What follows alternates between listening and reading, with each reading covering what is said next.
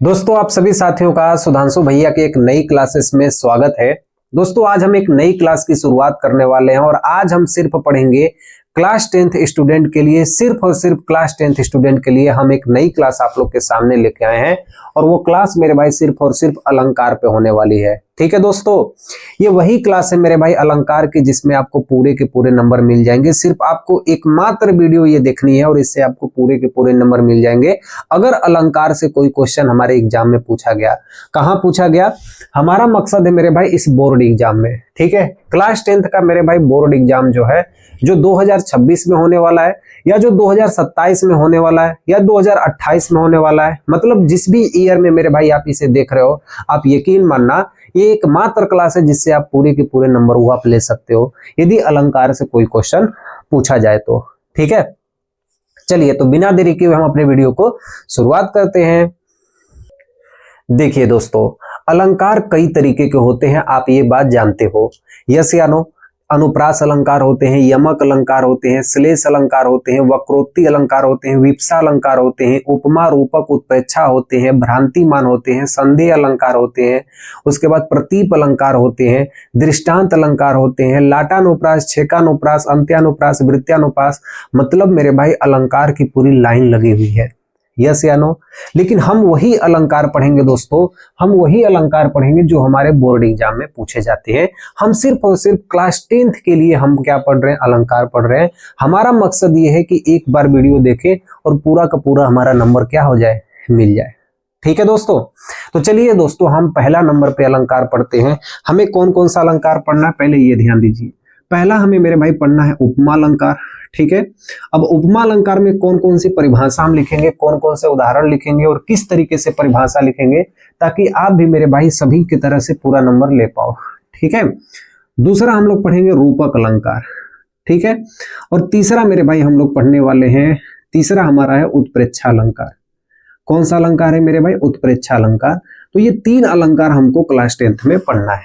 ठीक है, चलिए दोस्तों सबसे पहले हम लोग पढ़ते हैं उपमा अलंकार। ठीक है, आइए देखिए दोस्तों, सबसे पहला अलंकार हम लोग पढ़ने वाले हैं उपमा अलंकार। ठीक है, उपमा का मतलब होता है दोस्तों तुलना। उपमा का मतलब क्या होता है दोस्तों? तुलना करना। जैसे आपको एक एग्जांपल बताता हूं, मेरा हाथ कमल के समान सुंदर है। लग रहा है मेरा हाथ कमल के समान सुंदर है? नहीं, मतलब आप लोग का कमल के समान सुंदर होगा, मेरा कमल के समान सुंदर नहीं दिख रहा है। ठीक है, तो मेरा हाथ कमल के समान सुंदर है, तो मतलब अपने हाथ की तुलना किससे कर रहा हूं? कमल के साथ कर रहा हूं। तो यहाँ पे कौन सा अलंकार होगा? उपमा अलंकार होगा। ठीक है, एक और एग्जांपल देखिए, एक और एग्जांपल सीखिए। जैसे आपको एक और एग्जांपल बताता हूं। ठीक है, झील सी गहरी आंखें, झील सी गहरी आंखें, मेरी आंखें कैसी है? झील सी गहरी है। तो मैं अपनी आंखों की तुलना किससे कर रहा हूं? झील से कर रहा हूं। यस या नो? तो जब किसी एक चीज की तुलना किसी दूसरे चीज से कर दी जाए, यानी उपमेय की तुलना उपमान से की जाए, तो वहां पे कौन सा अलंकार होता है? उपमा अलंकार होता है। एक और एग्जांपल से दोस्तों समझिएगा, सीखो मेरे भाई। जरूरी नहीं है ये है कि हम परिभाषा को याद करें, रट ले और वही हमारे लिए बहुत बड़े मायने चीज होती है। जरूरी ये है कि हम उसके कितने करीब उस चीज को हम पढ़ते हैं। एक एग्जाम्पल से समझिए, पीपर पात सरिस मन डोला। पीपर पात का मतलब पीपल के पत्ते के समान मेरा मन डोल गया। किसी से इश्क हो गया, किसी से प्रेम हो गया, और पीपर के पत्ते के समान, जैसे पीपल का पत्ता देखे हो, थोड़ा सा भी हवा बहता है ना तो वो ऐसे घूम जाता है। यस या नो? तो मेरा मन पीपल के पत्ते के समान क्या हो गया? डोल गया। तो कई तरीके से एग्जाम्पल है, चीजों को बहुत ही ध्यान से देखना। ठीक है, उपमा अलंकार किसे कहते हैं? उपमा का मतलब होता है दोस्तों तुलना होती है। उपमा का मतलब क्या होता है? तुलना होती है। ठीक है, तुलना, या इसी को मेरे भाई हम कहते हैं इंग्लिश में कंपेयर कहते हैं। ठीक है, तो जब आप किसी से तुलना करते हो ना तो वहां पे किसका कौन सा अलंकार होता है? उपमा अलंकार होता है। बोर्ड एग्जाम में मेरे भाई आपको जो तरीका आपको बता रहा हूँ, जो डिजाइन आपको लिखवा के दे रहा हूँ, सिर्फ आपको यही चीज करना है और ये करके मेरे भाई आप वही पूरे के पूरे नंबर ले आओगे। ठीक है, देखो वह अलंकार जिसमें उपमेय की तुलना, मैं आपको बताऊंगा कि दोस्तों ये उपमेय क्या होते हैं, उपमान से की जाती है। एकदम सिंपल सा मेरे भाई एक लाइन का परिभाषा आपको सिखा रहा हूं, चीजों को बहुत ही ध्यान से समझना। वह अलंकार जिसमें उपमेय की तुलना उपमान से की जाए, वहां उपमा अलंकार होता है। मन में आपको बोलना है दोस्तों, 2-3 बार आप बोलना मेरे साथ, आपको ये याद हो जाएगा। ठीक है, वह अलंकार जिसमें उपमेय की तुलना उपमान से की जाए वहां उपमा अलंकार होता है। वह अलंकार जहां उपमेय की तुलना उपमान से की जाए वहां उपमा अलंकार होता है। मन में एक बार बोलने की कोशिश कीजिए दोस्तों, वह अलंकार जिसमें उपमेय की तुलना उपमान से की जाए वहां पर उपमा अलंकार होता है। अब आप हमसे ये पूछोगे कि भैया ये उपमेय क्या होता है, उपमान क्या होता है, ठीक है। तो मैं वही चीज लिखा हूं दोस्तों, जब आप अपने क्लास 10th का जब आप ग्रामर खोलोगे ना तो आपको यहाँ पे ये दिखाई देगा, ठीक है। उपमेय भी लिखा हुआ दिखाई देगा, उपमान भी, साधारण धर्म भी, वाचक शब्द भी। ये चार चीजें मेरे भाई ध्यान देना, ये आपके उपमा अलंकार में प्रयोग किए जाते हैं। ये चार चीजें, एक उपमेय, एक उपमान, एक समान धर्म या साधारण धर्म कहते हैं, और एक वाचक शब्द कहते हैं। ये चार चीजों का आपका मेरे भाई उपमा अलंकार में उपयोग किया जाता है। आप अपनी बुक को एक बार खोल के देख लीजिए, उपमा अलंकार में ये चारों चीज लिखा हुआ होता है। और यही वो गलती है, यही वो गलती है दोस्तों जो हम अपने एग्जाम में इसको नहीं लिखते हैं। और हम लोग इतना कॉन्फिडेंस में रहते हैं, इतना अपने आप को कॉन्फिडेंस में रखते हैं कि ये लिखते हैं, ये लिखते हैं, ये छोड़ देते हैं, ये छोड़ देते हैं, ये लिखते हैं, ये लिखते हैं, ये छोड़ देते हैं। असली मकसद ये है मेरे भाई, ठीक है। आ जाओ सीखो मेरे भाई किस तरीके से हम इसको करेंगे। देखो उपमेय किसे कहते हैं? उपमेय का मतलब जिसकी तुलना की जाए, जिसकी तुलना की जाए, जिसकी तुलना हो, ठीक है। उपमेय का मतलब क्या होता है मेरे भाई? उपमेय का मतलब होता है जिसकी तुलना। उपमान का मतलब जिससे तुलना हो, जिससे तुलना हो, ठीक है। उपमान का मतलब क्या हो गया? जिससे तुलना हो। और समान धर्म या साधारण धर्म क्या होता है? देखो समान का मतलब उपमेय और उपमान दोनों के लिए समान हो। समान का मतलब क्या हो गया मेरे भाई? उपमेय और उपमान दोनों के लिए समान हो। उपमेय व उपमान दोनों के लिए समान हो। दोस्तों आप इसे लिखते रहना, ठीक है। दोनों के लिए समान हो, दोनों के लिए समान हो। मतलब मेरे भाई उपमेय किसे कहते हैं? जिसकी तुलना की जाती है। उपमान किसे कहते हैं? जिससे तुलना की जाती है। और साधारण धर्म किसे कहते हैं? उपमेय उपमान दोनों के लिए समान हो। मैं आपको बताऊंगा एग्जाम्पल में, ठीक है, घबराना नहीं है दोस्तों। वाचक शब्द किसे कहते हैं? जब सम, सा, सी, सरित, ठीक है, सरित, ठीक है। अगर स शब्द से आ गया, सम, सा, सी, सरित, ठीक है, जैसा, अगर ये सब आ जाता है तो ये सब क्या होते हैं? ये सब वाचक शब्द कहलाते हैं। जैसे देखिए, कर कमल के समान सुंदर है। ध्यान से समझना, आपको इसी में पूरा ढूंढना है, ये चारों चीज आपको इसी में ढूंढना है। तो पहला नंबर पे ध्यान देना है कि उपमेय किसे कहते हैं? जिसकी तुलना की जाती है। तो कर का मतलब होता है हाथ, कमल का मतलब होता है कमल। मेरा हाथ कमल के समान सुंदर है। तो हाथ की तुलना किससे की जा रही है? कमल से की जा रही है। हाथ की तुलना किससे की जा रही है? कमल से की जा रही है। तो जिसकी तुलना होती है, जिसकी तुलना होती है, इसे उपमेय कहते हैं। जिससे तुलना होती है उसे हम कहते हैं उपमान कहते हैं। मैंने यहाँ पे वही लिखा है दोस्तों कि जिसकी तुलना होती है। किसकी तुलना हो रही है दोस्तों? हाथ की तुलना हो रही है। तो ये हमारा हाथ क्या हो गया दोस्तों? ये हमारा हो गया उपमेय हो गया, ठीक है। अब देखो दोस्तों, उपमान है। उपमान मतलब जिससे तुलना की जाती है।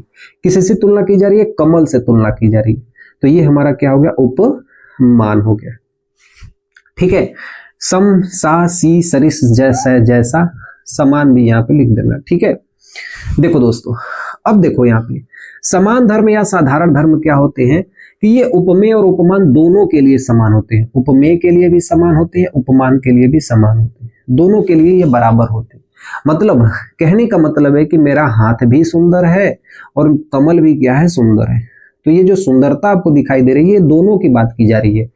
फिर से मेरे भाई चीजों को ध्यान से समझना, मेरा हाथ कमल के समान सुंदर है, तो मतलब हाथ भी सुंदर है और कमल भी सुंदर है। दोनों की जब बात की जाती है तो जो ये सुंदर शब्द है, ये कौन सा शब्द कहलाएगा? ये समान धर्म कहलाएगा।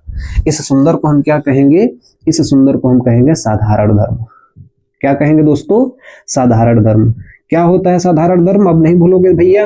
बोलोगे नहीं भैया नहीं भूलेंगे। साधारण धर्म वो धर्म होता है जो उपमेय और उपमान दोनों के लिए समान हो। मतलब मेरा हाथ भी सुंदर है और ये कमल भी सुंदर है, ठीक है। अब ये बीच में बच गया जो समान है, तो यहाँ पे मैं लिखा हूं सम सा सी सरिस जैसा समान। ये जब लिखा हुआ होता है तो ये कौन सा अलंकार कहलाता है? उपमेय अलंकार। और इसे हम क्या कहते हैं? इसे हम वाचक शब्द कहते हैं। क्या कहते हैं दोस्तों? इसे हम वाचक शब्द कहते हैं। समझ में आया? एक और दोस्तों, एक और एग्जाम्पल आप लोग प्रैक्टिस करना, खुद से बनाने की कोशिश करना। मैं आपको एक एग्जाम्पल दे रहा हूं, ठीक है? झील सी गहरी आंखें, झील सी गहरी आंखें। आप इसमें चारों चीज खोज के दिखाओ मुझे। इसमें उपमेय बताओ, उपमान बताओ, साधारण धर्म बताओ और वाचक शब्द बताओ। इसमें आप चारों ढूंढ के खुद से एक बार ट्राई करो दोस्तों, खुद से एक बार ट्राई करो। और आप भी याद रखोगे कि सुधांशु भैया ने हमको उपमा अलंकार बताया है। ठीक है, करिए दोस्तों। ठीक है, हो गया? मैं आपको बता देता हूं। ठीक है दोस्तों, देखिए तो यहां पे लिखा है झील सी गहरी आंखें। तो देखो मेरी जो आंखें वो कैसी है? झील सी गहरी है। तो आंखों की तुलना किससे की जा रही है? झील से की जा रही है। देखो आंखें क्या हो गई मेरे भाई? जो आंखें हैं ये हमारा क्या हो गई? उपमान हो गई, उपमेय हो गई। ठीक है, जिसकी तुलना की जाती है वो क्या होती है? उपमेय होता है। आगे पीछे कहीं भी हो सकता है मेरे भाई, ये ध्यान देना।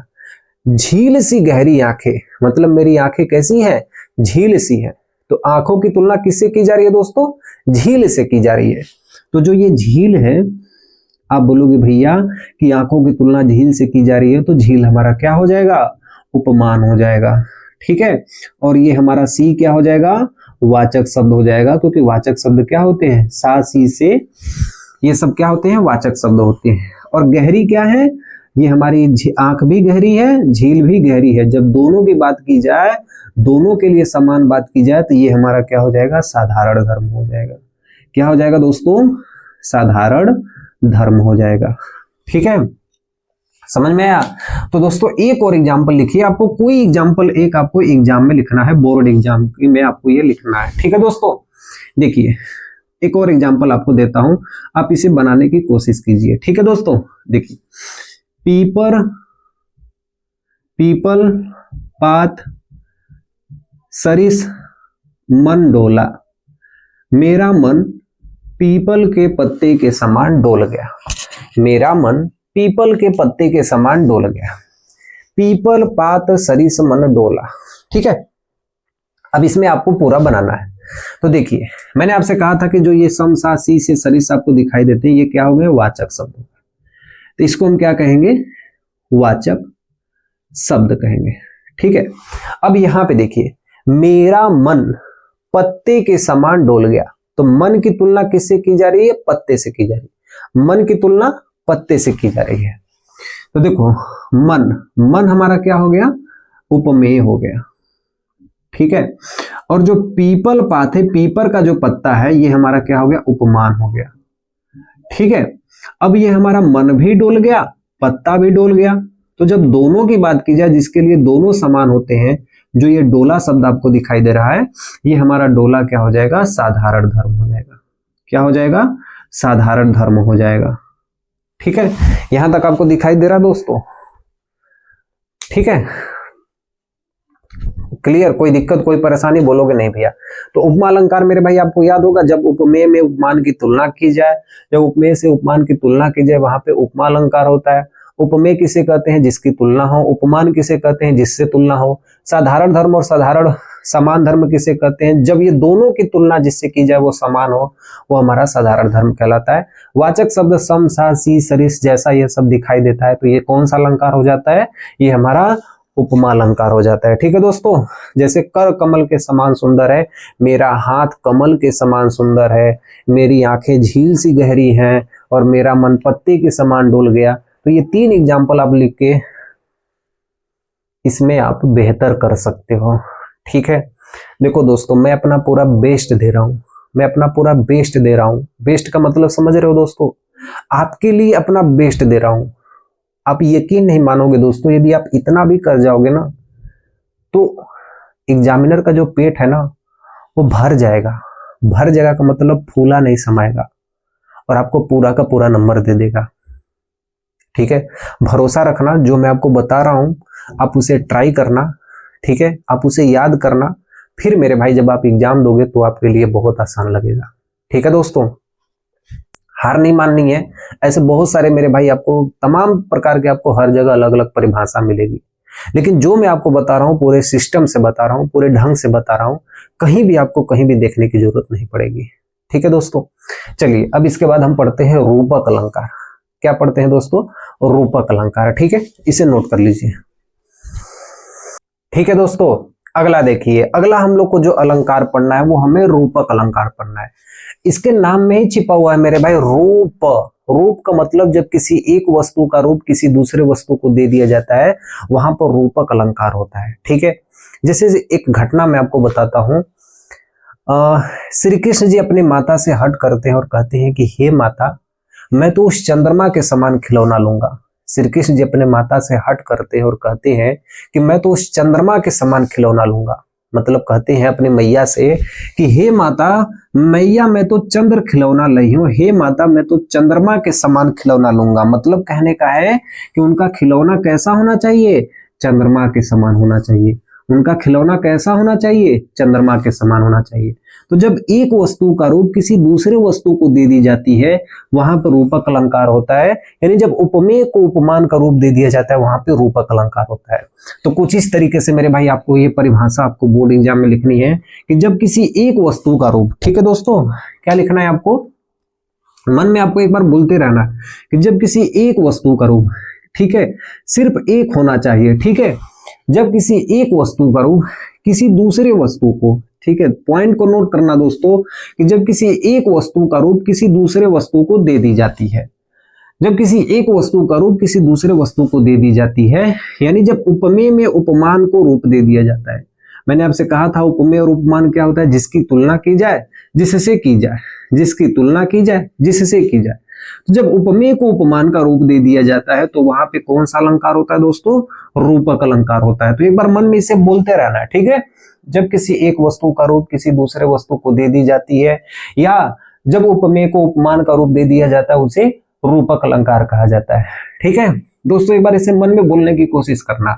जब किसी एक वस्तु का रूप किसी दूसरे वस्तु को दे दिया जाता है तो वहां पे रूपक अलंकार होता है, या उपमेय को उपमान का रूप दे दिया जाता है, वहां पे रूपक अलंकार होता है। जैसे मैया मैं तो चंद्र खिलौना लूंगा। श्री कृष्ण जी अपने माता से हट करते हैं और कहते हैं कि मैया मैं खिलौना कैसा लूंगा? चंद्रमा के समान लूंगा। जैसा चंदा मामा दिखाई दे रहे हैं वैसा मैं क्या करूंगा? खिलौने लूंगा। अब आपके पास तीन ऑप्शन है। ठीक है, आप बोर्ड एग्जाम में चाहे इसको लिख सकते हो, चाहे इसको लिख सकते हो, चाहे आप इसको लिख सकते हो। तीनों में से आप कोई एक लिख सकते हो दोस्तों। ठीक है, आगे देखिए, अगला है चरण कमल बंदो हरिराई। अब यहाँ पे सूरदास जी अपने प्रभु की महिमा का वर्णन करते हुए कहते हैं कि हे प्रभु, मैं आपके जो कमल रूपी चरण है मैं इसकी बार बार वंदना करता हूँ। तो जो आपके ये चरण है ना, ये कैसे हैं? कमल के समान है। जो आपके ये चरण है ना, ये कैसे हैं? कमल के समान है।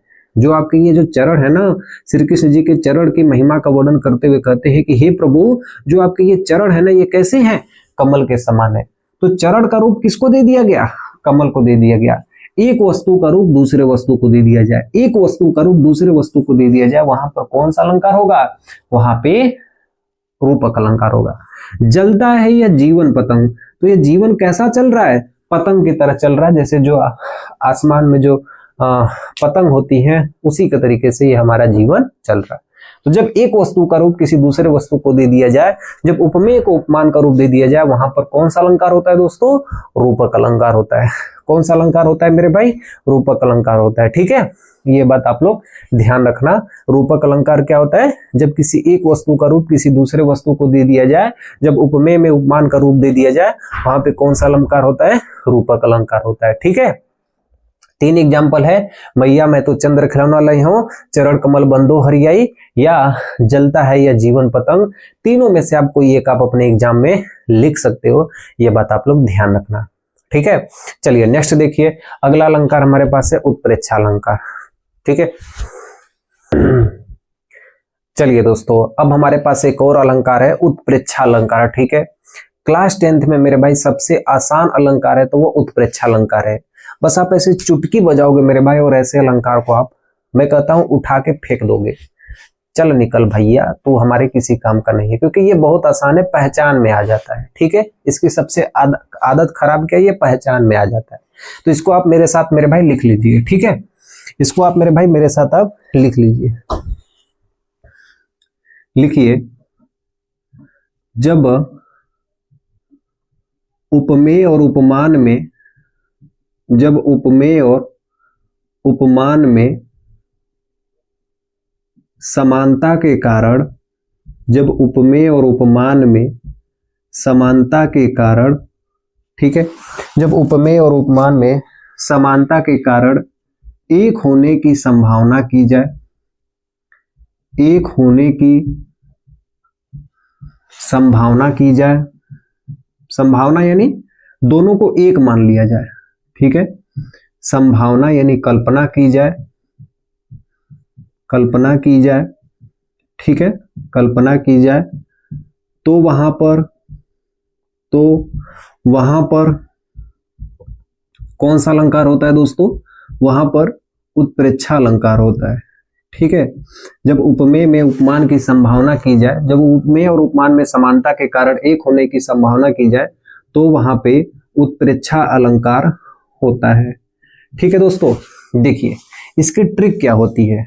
इसकी ट्रिक मतलब ये ध्यान से समझना कि इसमें प्रायः ये चीज आपको दिखेगा, मनु, मानो,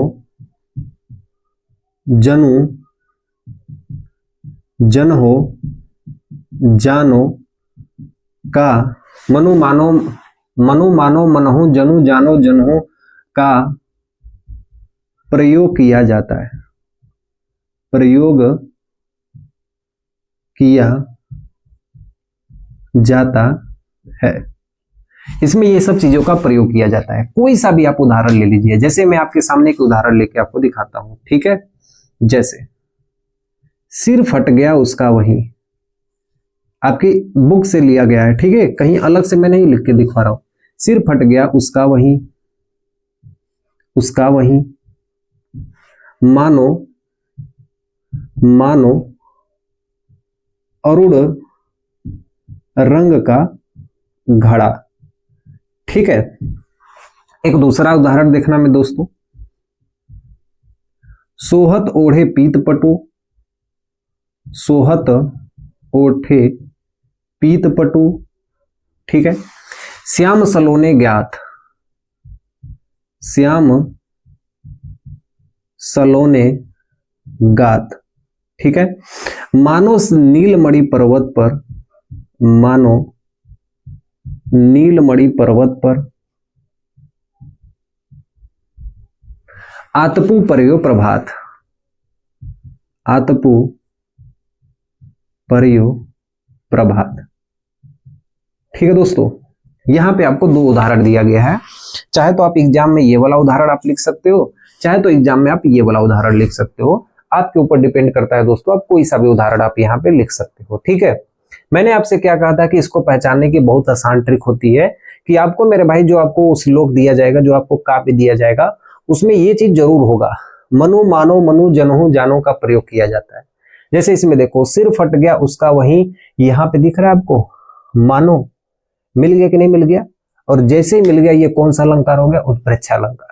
यहाँ पे देखो, सोहत ओढ़े पीत पटु श्याम सलोने गात, मानो, मिल गया कि नहीं मिल गया? मानो नीलमणि पर्वत पर आतपी प्रयोग प्रभात।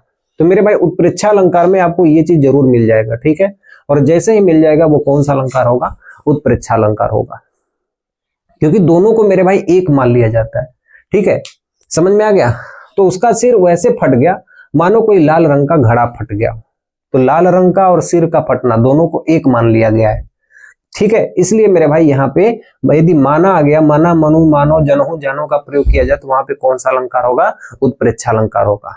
ठीक है दोस्तों, इसकी परिभाषा में आप एग्जाम में क्या लिखेंगे, बोर्ड एग्जाम में क्या लिखेंगे कि जब उपमेय और उपमान के समानता के कारण इन दोनों में एक होने की संभावना की जाती है, तो यहाँ पर कौन सा अलंकार होता है? वहां पर उत्प्रेक्षा अलंकार होता है। इसमें प्राय मनु, मानो, जनु, जनहो, जानो का प्रयोग किया जाता है। सिर फट गया उसका वही, मानो अरुण रंग का घड़ा, और सोहत ओढ़े पीत पटु श्याम सलोने ज्ञात, मानो नीलमणि पर्वत पर आतपो पर्यो प्रभात। तो ये 3 मेरे भाई जितना आपको लिखा दिया हूं और जितना आपको यहाँ पे बता दिया हूं दोस्तों, इससे ज्यादा आप लोग कभी भी कोई भी अलग से किसी भी बुक को उठा के किसी भी चीज को अलग से कुछ भी यहाँ पे लिखने की कोशिश मत करना, ठीक है। हाँ, आपका पढ़ने का मन करेगा दोस्तों तो आप कई सारी बुक को उठा के आप उसे पढ़ लीजिएगा, ठीक है।